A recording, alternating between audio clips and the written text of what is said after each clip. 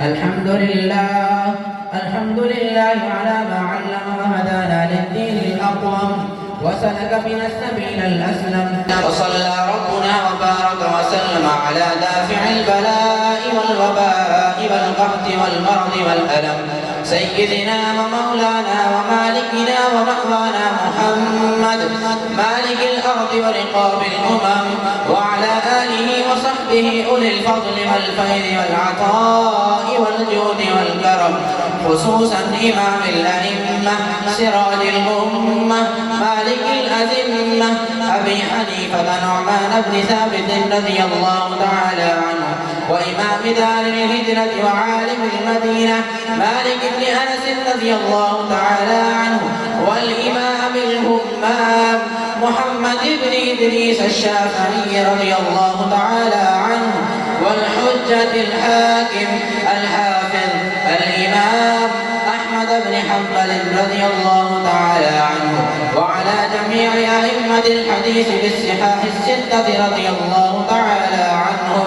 بحرمة سيد المرسلين وخاتم النبيين صلى الله عليه وسلم. قال رسول الله صلى الله عليه وسلم: نذر الله امرأ سمع منا شيئا فبلغه كما سمع. وقال أبو الدرداء رضي الله تعالى عنه: إني سمعت رسول الله صلى الله عليه وسلم يقول: من سلك طريقا يطلب فيه علما سلك الله به طريقا من طرق الجنة، وإن الملائكة لتضع أجنحتها رضا لطالب العلم، وإن العالم يستغفر له من في السماوات ومن في الأرض،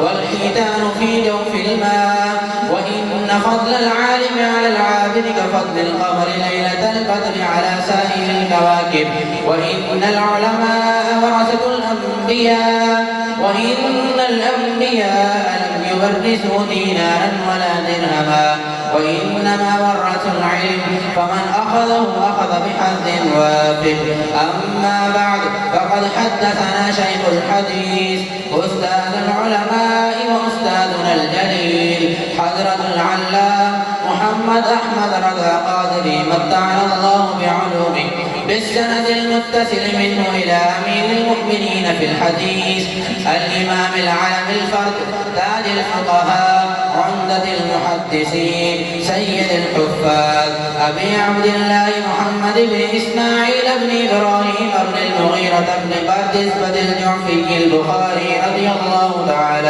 عنه وعنا وعن جميع أمة سيد المرسلين وخاتم النبيين صلى الله عليه وسلم. قال البخاري: باب قول الله تعالى: ونضع الموازين القسط وأن أعمال بني آدم وقولهم يؤذن. وقال مجاهد: القسطاس العدل بالرومية، ويقال القسط